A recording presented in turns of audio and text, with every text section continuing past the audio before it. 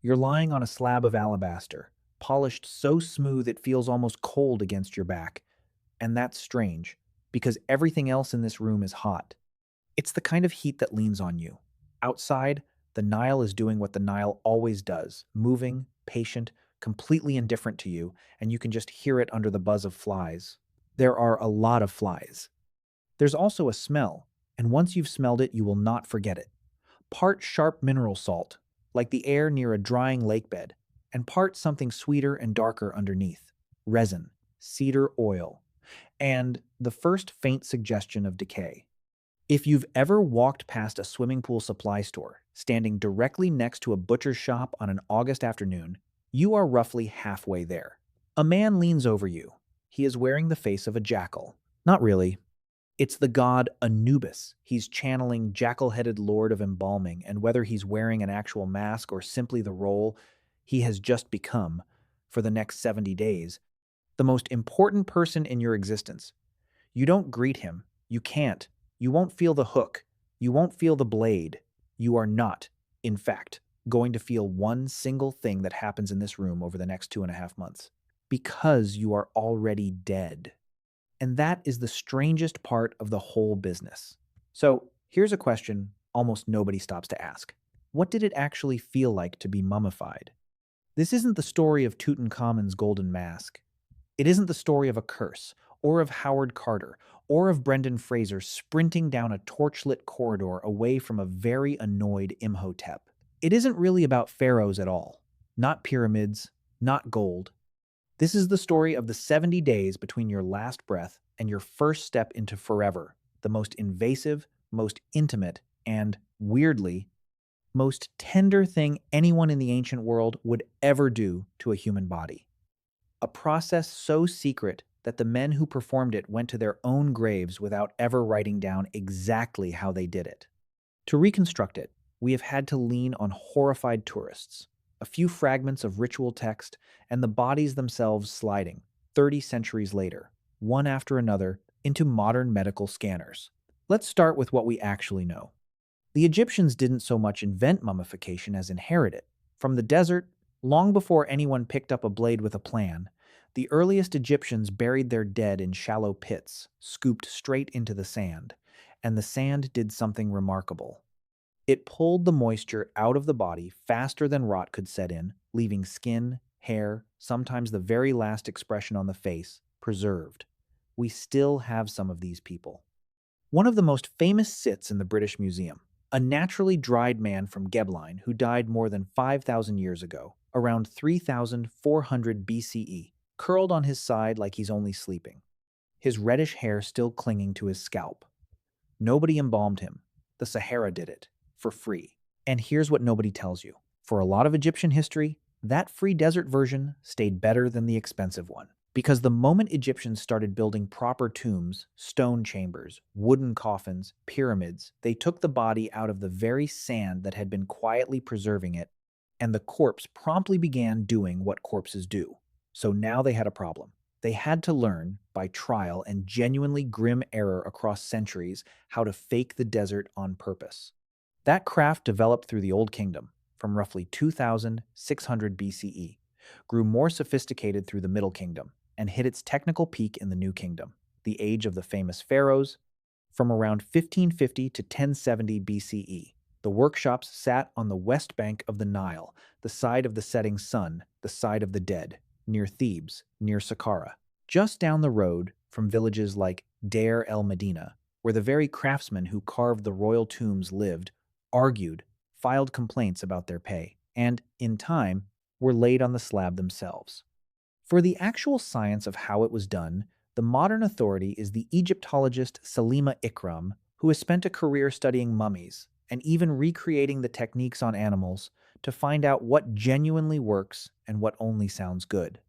For the royal bodies, teams led by Zahi Hawass have run CT scans and DNA studies on the pharaohs themselves, Tutankhamun and his family among them, reading their bones, their illnesses, their inbreeding, and the embalmer's handiwork like a forensic file left open for 3,000 years.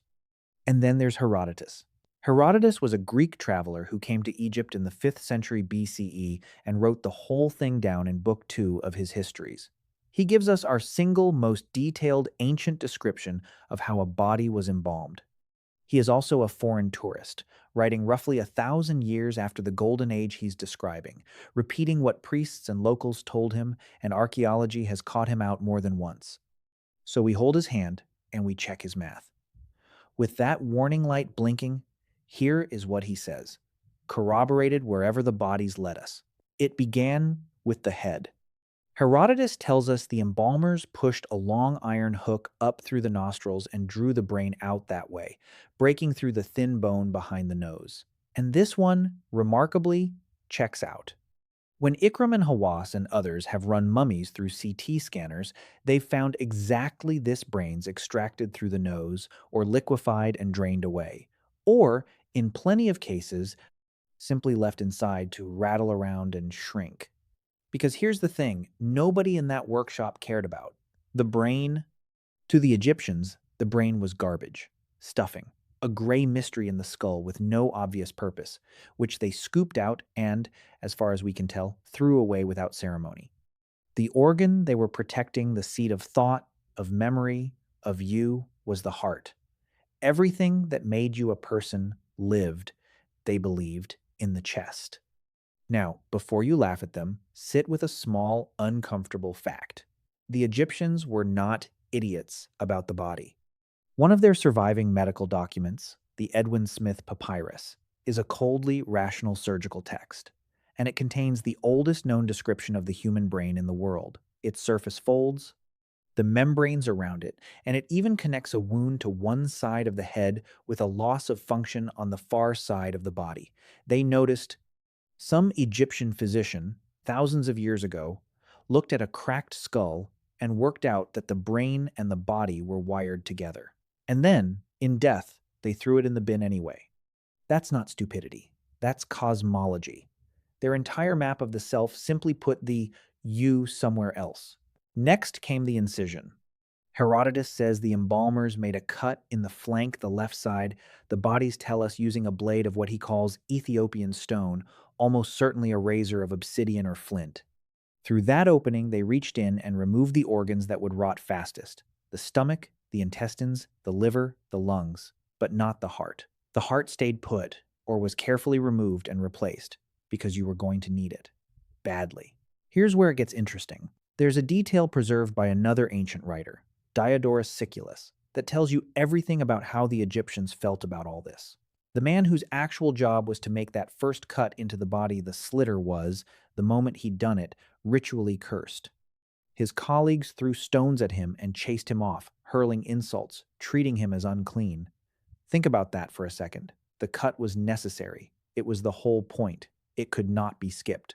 And the man who performed it was, by ritual law, disgraced for doing it because opening a human body, even to save it, even to make it eternal, was a violation so profound that someone had to be blamed. They needed the wound. They just couldn't forgive it. The 4 organs they'd removed weren't discarded. Those were too important. They were dried, wrapped, and stored separately.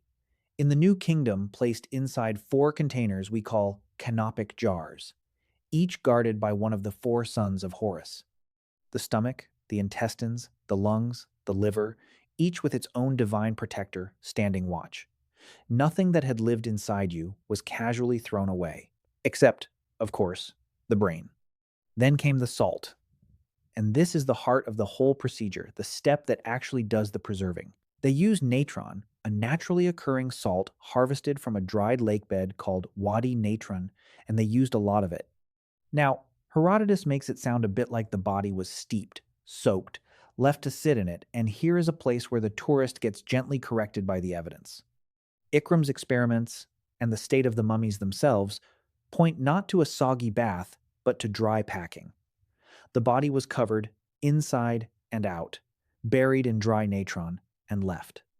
The salt pulled the water out of the tissue, every last bit of the moisture that decay needs to do its work, and slowly, over roughly 40 days, turned soft flesh into something dry, leathery, and stable. 40 days packed in salt on a slab in the desert heat. And you feel none of it. Once the body was dry, the embalmers went back to work, and honestly, this is where it becomes almost strangely loving. A dried-out corpse is shrunken, sunken, gaunt. so they restored it. They anointed the skin with oils and resins to soften and seal it. They packed the hollow body with linen, with sawdust, with little bags of natron, with mud, sometimes with onions, to plump it back toward a human shape. They set false eyes into the sockets pads of linen, small onions, later painted stone or glass to give back a face. This is, incidentally, where the word mummy even comes from. Much later, observers saw bodies blackened with hardened resin and assumed they'd been coated in bitumen, black pitch, which in Persian and Arabic was mumia. The name is a misunderstanding, but it stuck. And then, the wrapping. Layer after layer of linen, sometimes hundreds of yards of it, torn from recycled household sheets, occasionally still bearing a laundry mark or a scribbled name wound around the body across many careful days. And tucked between those layers, in exact positions, went the amulets. This wasn't decoration.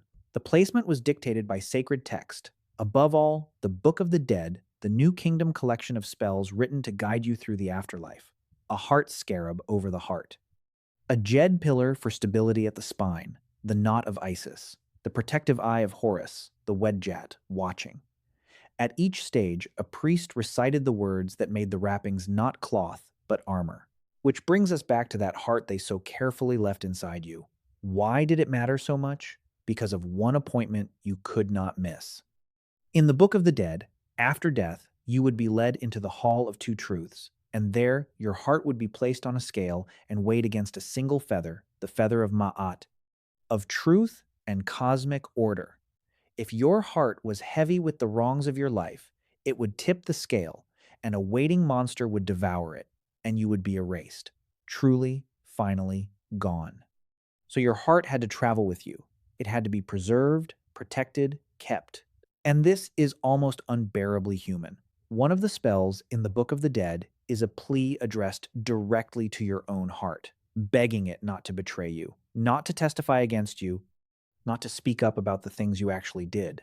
Even in eternity, the Egyptians were terrified their own heart might tell the truth. Finally, after the 70 days, came the funeral, and one last ritual, maybe the most important of all.